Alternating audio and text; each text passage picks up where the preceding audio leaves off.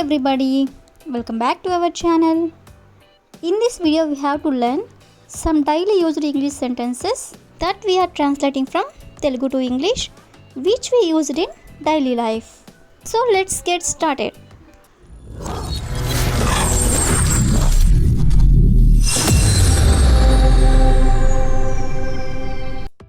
Before going to the topic, if you like this video, please like and share to your friends and family members, and also don't forget to subscribe my channel.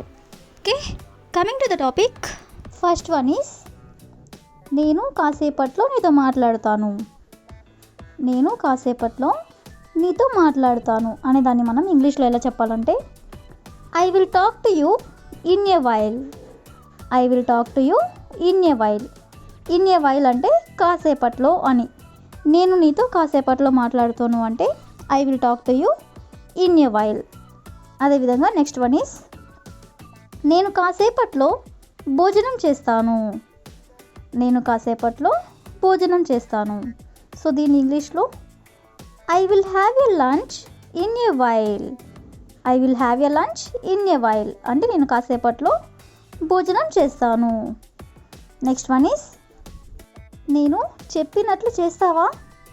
ఇలా మనం ఎవరైనా అడగాలనుకున్నప్పుడు దీన్ని ఇంగ్లీష్లో will you do what I say.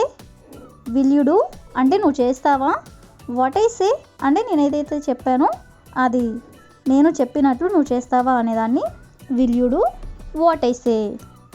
Next one is నేను ఏదైనా చేస్తాను అంటే ఏదైనా సరే నేను చేస్తాను అనేదాన్ని మనం ఇంగ్లీష్లో ఐ విల్ డూ ఎనీథింగ్ అంటే నేను ఏదైనా చేస్తాను అని.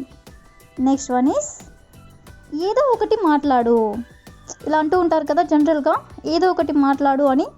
సో దీన్ని మనం ఇంగ్లీష్లో స్పీక్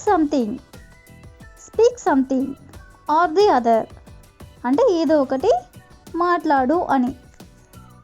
నెక్స్ట్ వన్ ఈస్ ఆమె నిన్న గుడికి వెళ్ళలేదు అంటే నిన్న ఆమె గుడికి వెళ్ళలేదు అనేదాన్ని మనం she did not go to temple yesterday. మనం ఇక్కడ నిన్నటి గురించి మాట్లాడుతున్నాం కాబట్టి డిడ్ అనే హెల్పింగ్ వెర్బ్ అనేది యూజ్ చేస్తాం అన్నమాట. ఇది నెగిటివ్కి సంబంధించింది కాబట్టి she did not go to temple yesterday అంటే ఆమె నిన్న గుడికి వెళ్ళలేదు అని. అదేవిధంగా నెక్స్ట్ వన్ ఈస్ నీ సందేహం ఏమిటి అంటే నీ డౌట్ ఏంటి అని ఇలా అడుగుతూ ఉంటారు కదా. సో దీన్ని ఇంగ్లీష్లో వాట్ ఈజ్ యువర్ డౌట్ అంటే నీ సందేహం ఏమిటి అని. నెక్స్ట్ వన్ ఈస్ ఎవరో ఒకరికి తెలిసే ఉంటుంది అనేదాన్ని మనం ఇంగ్లీష్లో సమ్వన్ వుడ్ నో అంటే ఎవరో ఒకరికి తెలిసే ఉంటుంది అని. నెక్స్ట్ వన్ ఈస్ నువ్వు ఏం చేసావో నాకు తెలుసు అనేదాన్ని మనం ఐ నో వాట్ అంటే నాకు తెలుసు, వాట్ యు డిడ్ అంటే నువ్వు ఏం చేసావో నాకు తెలుసు అనేదాన్ని I know what you did. Next one is నా పక్కన కూర్చో అని ఇలా చెప్తూ ఉంటారు కదా. సో దీన్ని ఇంగ్లీష్లో సిట్ బిసైడ్ మీ. బిసైడ్ అంటే పక్కన అని, కూర్చో అంటే సిట్, నా పక్కన కూర్చో అనేదాన్ని SIT beside me. Next one is బయటికి వెళ్దాం అంటే ఎక్కడికైనా బయటికి వెళ్దాం అని అంటుంటారు కదా. సో దీన్ని ఇంగ్లీష్లో లెట్స్ గో అవుట్ అంటే బయటికి వెళ్దాం అని. నెక్స్ట్ వన్ ఈస్ ఇప్పటికే ఆలస్యమైంది అంటే ఇప్పటికే చాలా లేట్ అయింది అని ఇలా చెప్తూ ఉంటారు కదా. సో దీన్ని ఇంగ్లీష్లో ఇట్స్ ఆల్రెడీ లేట్ అంటే ఇప్పటికే ఆలస్యమైంది అని. నెక్స్ట్ వన్ ఈస్ ఇంకా నువ్వు వెళ్ళలేదా. ఎవరినైనా మనం ఇలా అడగాలనుకున్నప్పుడు ఇంకా నువ్వు వెళ్ళలేదా అనేదాన్ని ఇంగ్లీష్లో యూ స్టిల్ హ్యావెంట్ లెఫ్ట్ అంటే వెళ్ళలేదా, ఇంకా అనేదాన్ని స్టిల్, ఇంకా నువ్వు వెళ్ళలేదా అనేదాన్ని యూ స్టిల్ హ్యావెంట్ లెఫ్ట్.